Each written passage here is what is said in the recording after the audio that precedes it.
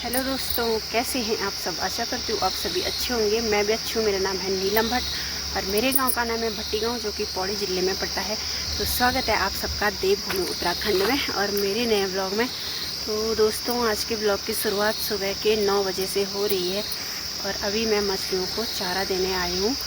और कल हमने जो नीचे की सारी है वहाँ का घास लगभग काट लिया है। अब थोड़ा सा 2 छोटे छोटे खेत बचे हुए हैं, तो अभी सासू जी जा रखे हैं घास बांधने और शाम को लगाएंगे हम घास की पलकुंड।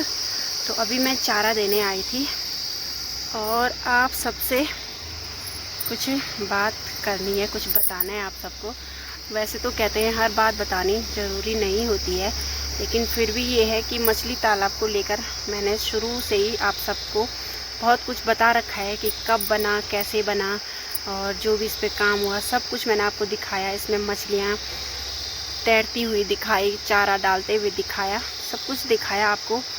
लेकिन बोलने में बहुत अजीब लग रहा है, आप लोग भी सोचेंगे कि ऐसा कौन कर सकता है, कैसे कर सकता है, लेकिन ये बात सच है। तो हमारी मछलियाँ चोरी हो गई हैं, पता नहीं कौन ले गया, कब ले गया, हमें कुछ भी पता नहीं है। और हमने इसमें पूरी 2-2.5 हज़ार मछलियाँ डाली थी। तो जब भी मैं चारा डालती थी तो सारी मछलियाँ ऊपर आती थी और यहाँ चारे का पता नहीं चलता था। लेकिन अब चारा बिल्कुल वैसा ही पड़ा रहता है और वो 2 मिनट में चट कर जाती थी। कुछ टाइम पहले आपने भी देखा होगा वीडियो में, तो कितनी सारी मछलियाँ, और पानी को आपने देखा होगा काफ़ी हलचल रहती थी पूरे पानी में, क्योंकि इतनी बड़ी बड़ी थी कि 1-1 किलो की मछलियाँ तैयार हो चुकी थी और हमने देखी भी हैं। तो अब इसमें छोटी छोटी मछलियाँ हैं जो बिग हेड है। तो 2-3 प्रकार की इसमें मछलियाँ थी, लेकिन अब जो सबसे छोटी है बस वही रह रखी हैं। बड़ी मछलियाँ तो इसमें बिल्कुल भी नहीं है। तो आप सोच सकते हैं कहाँ मैं 1-2 किलो के डब्बे में इनके लिए चारा लाती थी और अब इस छोटे से बर्तन में ला रही हूँ। और वो भी वैसे ही रह रहा है, क्योंकि परसों हमने यहाँ जाल डाला था देखने के लिए कि कहीं अंदर तो नहीं छुपी होंगी, क्योंकि कहते हैं कि मछलियाँ जैसे जैसे बड़ी होती हैं तो वो पानी के अंदर भी ज़्यादा छुपना पसंद करती हैं। तो आप सोच सकते हैं इतनी बड़ी नदियों में तो फिर भी लोग मछलियाँ पकड़ लेते हैं, क्योंकि काफ़ी मछलियाँ होती है। और ये तो ज़्यादा बड़ा तालाब नहीं है, इसमें तो कितना किनारे जाएगी। और जहाँ भी जाल डाल रहे हैं तो बिल्कुल पकड़ में मछली नहीं आ रही है, क्योंकि इसमें मछली है ही नहीं। आप सबको भी पता है, मैं शुरू से यहाँ चारा डाल रही हूँ। जब वो इतनी छोटी बच्ची थी, जब वो 1 दिन के बच्चे थे, तो तब से चारा उनको दे रही हूँ। और मुझे पता है कि वो कैसे हरकत करती है, कितनी दिखाई देती थी। और बारिश हो, धूप हो, चाहे तबीयत ख़राब हो, चाहे कुछ भी हो, हर हालत में हमें यहाँ 2 टाइम चारा देने आती थी। आप सबको भी पता है, आप बहुत अच्छे से जानते हैं। और जब मैंने यहाँ की मिट्टी डाली तो 3-4 दिन लगे थे मुझे और सासू जी को और हस्बैंड जी को। काफ़ी हमें यहाँ मेहनत करनी पड़ी, यहाँ तक कि हमें यहाँ काफ़ी देर तक भूखा रहना पड़ा, प्यासा रहना पड़ा, हाथों में छाले, कितना कुछ सहना पड़ा होगा वो आप सब समझ सकते हैं। यहाँ तक कि अपने बच्चों को भी हमने यहाँ धूप में रखा। लेकिन जो मछलियाँ यहाँ से ले गया उसने एक बार भी ये नहीं सोचा कि इन्होंने कितनी मेहनत की होगी। यहाँ इतना बड़ा गड्ढा बनवाया, उतने सारे पैसे जेसीबी वाले को दिए, कितनी मेहनत की होगी।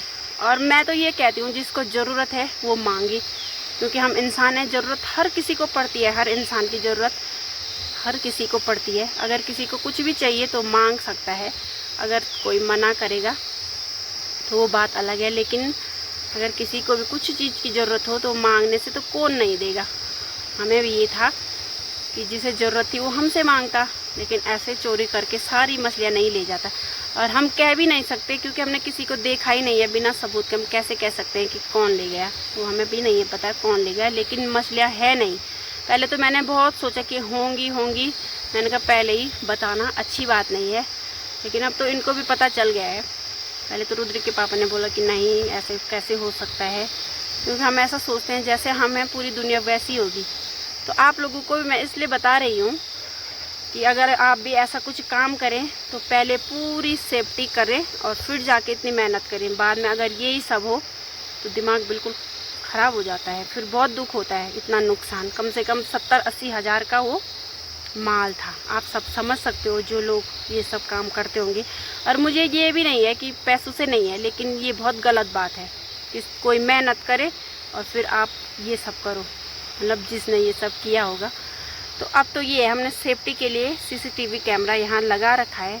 तो मैं सोच रही हूँ काश हमने पहले ये सब किया होता तो आज हमें इतना नुकसान नहीं होता।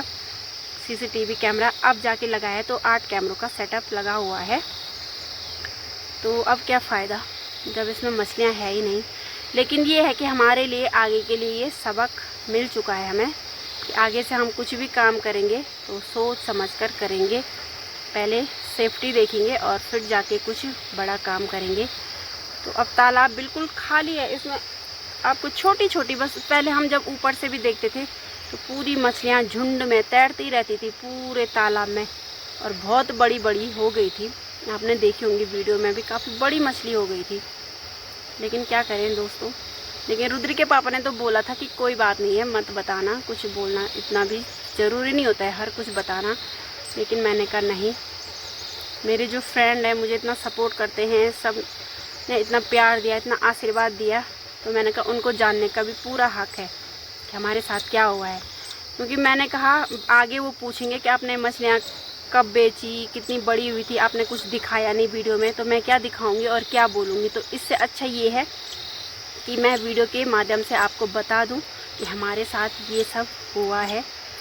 तो अब क्या कर सकते हैं, पर ये है कि आगे के लिए सबक मिल गया है। जो भी होगा सोच समझकर आगे काम करेंगे।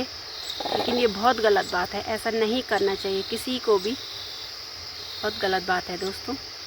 तो चलिए अब मैं घर चलती हूँ, और अब आलू भी ला रखे हमने 15-20 किलो।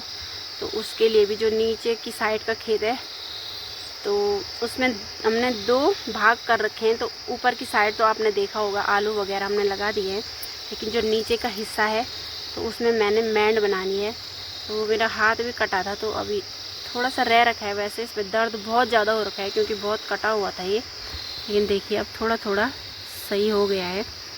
तो अभी तो वैसे दिक्कत होगी, लेकिन धूप भी बहुत तेज़ लग रही है, पर कोशिश करूँगी जितनी भी इस टाइम बन पाएगी। रुद्रा रिद्धि को भी नहलाना है क्योंकि कल रुद्री की स्कूल भी है।